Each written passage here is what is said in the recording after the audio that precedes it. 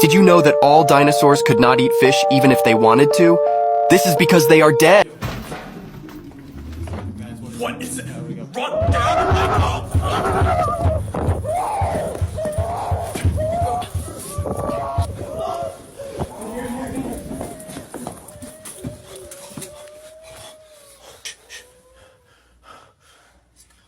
Did you get that? I was recording. What was that, bro? I think we gotta get out of here. What is it?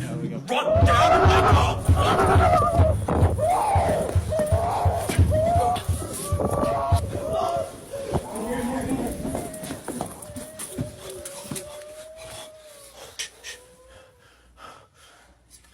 Did you get that? I was recording. What was that, bro? I think we gotta get out of here. What is it? Run down!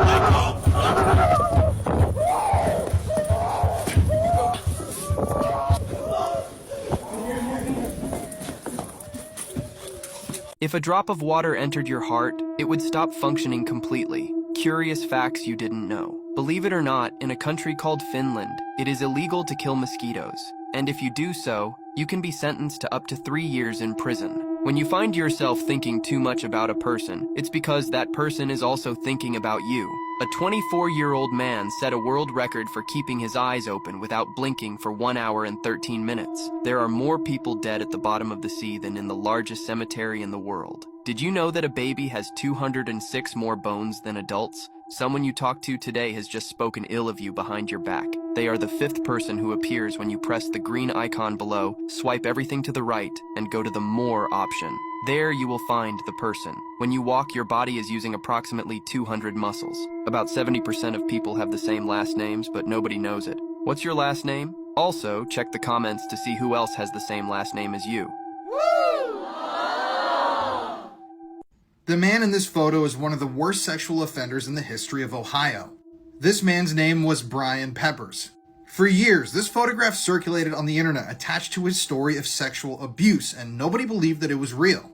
But some fact-checking was eventually done, and yes, Brian Peppers was a real man with a real peppered past.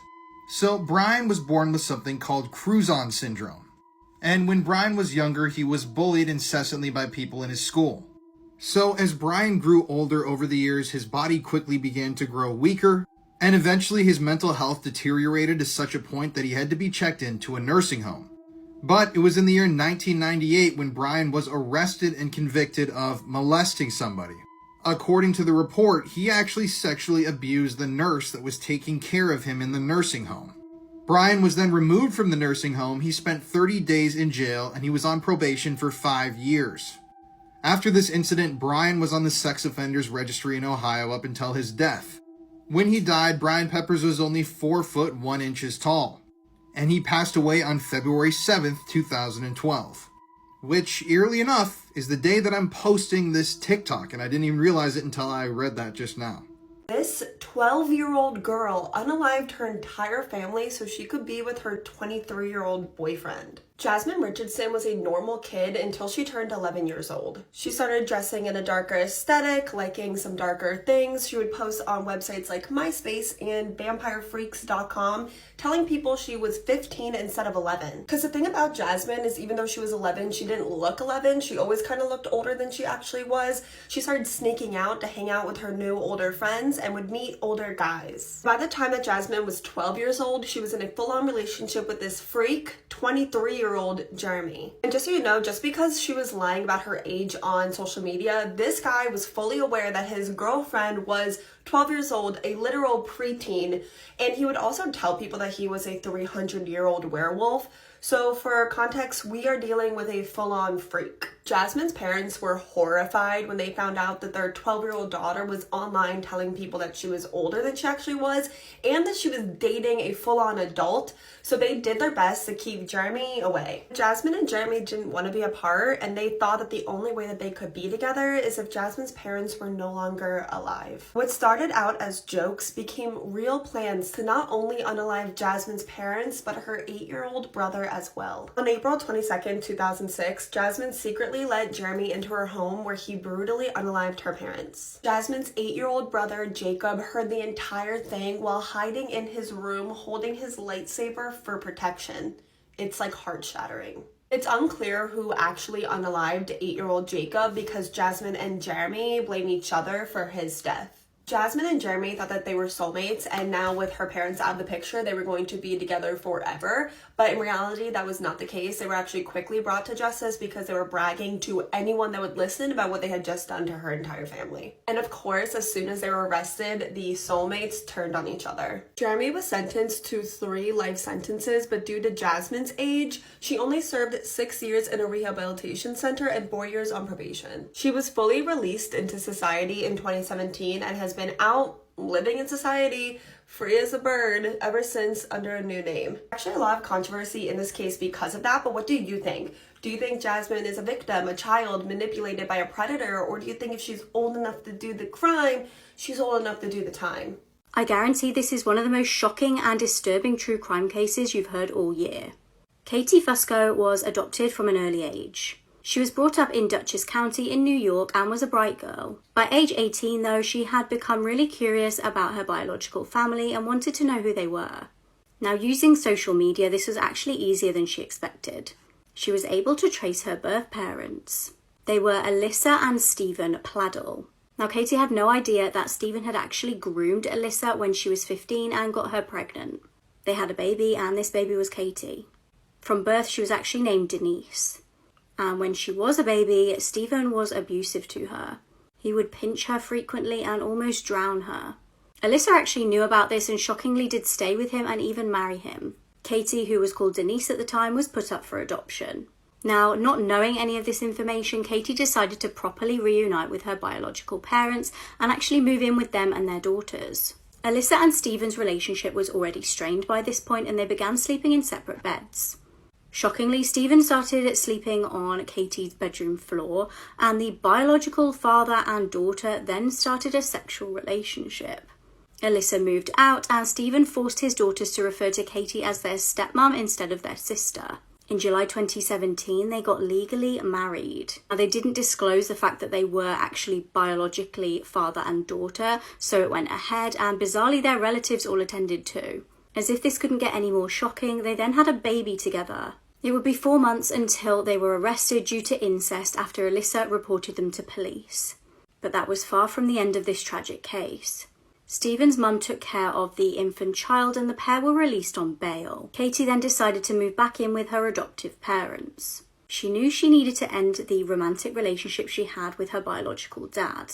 Now, it was April 2018 at this point, and Katie gave Stephen a ring to put an end to things. Stephen was furious about this, and the events that would unfold are absolutely hideous. On the 11th of April, he drove to his mum's house where she was looking after his and Katie's 7-month-old boy, and he suffocated their child to death. He then drove to Wingdale in New York to Katie's house where she was living with her adoptive parents. He watched Katie and her adoptive dad, Anthony, get into their car and drive to New Milford. As the pair was stationary at a stop sign, Stephen shot them both before unaliving himself. This is the moment infamous killer Jaime Osuna appeared in court, charged with his second murder after killing his cellmate in a gruesome attack. Sometime in the early hours of March 9th, Jaime Osuna methodically tortured and killed Luis Romero at Corcoran State Prison. Osuna is accused of using a makeshift knife to decapitate and dissect Romero, removing an eye, a finger, and a portion of the man's lung, as well as cutting his spine and removing his eyes. It is believed that the victim was conscious for a portion of the crime. New reports are raising questions about how prison guards missed the hours-long sadistic torture and beheading. Osuna was originally jailed back in 2011 for the brutal murder of Yvette Pina in a motel. He had this to say. I did sadistically, premeditatedly, deliberately tortured and murdered Yvette Pena. I don't have no sympathy. I'm sadistic. I really don't care. I'll do it and I'll do it again over and over and over. So this photo is the reason you shouldn't put your feet up on the dashboard of a car. In 2007, Granny Keeley had an airbag deploy on her at 120 miles an hour. She was sitting passenger with her feet up on the dash, and when the airbag went off, her knees went right into her skull. Obviously, this led to a brain injury. Her 2 front teeth also fell out, but she lived, thankfully. She lived without a forehead for about 2 years until surgeons fitted a ceramic forehead into her skull. She had near constant headaches, and she developed gallstones because of the medication she was on. After they fitted a ceramic plate into her forehead, they injected fat from her stomach into it so it could look more natural. This is her today, so she looks very normal now. And of course, because she's in good spirit, she says her ceramic forehead is designer because it was made in Italy. She also spent a considerable amount of time educating people on why they shouldn't put their feet up on the dashboard. Because if you do, you could end up like this. And you might not be so lucky. So, if you get anything from this video, stop putting your feet up on the dash. Let me know what you guys think about this in the comment section below. And as always, these videos are for informational and entertainment purposes only. So these 2 British teenagers tricked this transgender kid from their class into believing they were all friends. Then they lured her out to the woods where it turned brutal. For Catherine and Andrew Vise, February 11th, 2023 was shaping up to be a nice, relaxing day at the park. Catherine and Andrew just walking their dog when they spot something off in the distance. But as they got closer, the scene took a dark turn. The teenager was actually hovering over a body, and he wasn't alone. There was this teenage girl with him, and the moment Catherine and her husband tried to step in, both of them bolted. The paramedics rushed in just 5 minutes later, and they pulled out all the stops. But it was too late. Her name was Brianna Jai. By 4:02 p.m., it was all over. She was one of those people who just lit up a room, you know? And yeah, she was also proudly transgender. School was a bit of a tough crowd for her, but when it came to TikTok, she was in her element. Scarlett Jenkinson's story starts off pretty picture perfect. Her mom was shaping young minds as a teacher. Her dad was running his own building and plastering company. She was the baby of the family with 3 siblings ahead of her. Growing up, she was all about pony rides and getting dolled up for any fancy occasion. But as the years ticked by, Scarlett started to hit some rough patches. By the time she was 11, anxiety had her in a vice grip. To deal with it, she turned to something drastic, cutting herself. Scarlett had a lot of secrets, although you'd never know it to look at her. She was quiet in class, never gave her parents or teachers too much trouble, but that wasn't the real her. If you knew her like Eddie knew her, you'd find out she was much darker than she seemed. She met Eddie Ratcliffe at school when they were both 11. He was weird, she thought, but she was weird too. Eddie was sandwiched in the middle of his family with a little sister and a big brother. His outlet was kickboxing in his dad's gym. The kid was so good he even represented the UK in the sport. By 8th grade, Scarlett was calling herself a Satanist and texting Eddie things like, "I'll stab your nan and shag your cat." For her, it was just a laugh. For him, that was just Scarlett.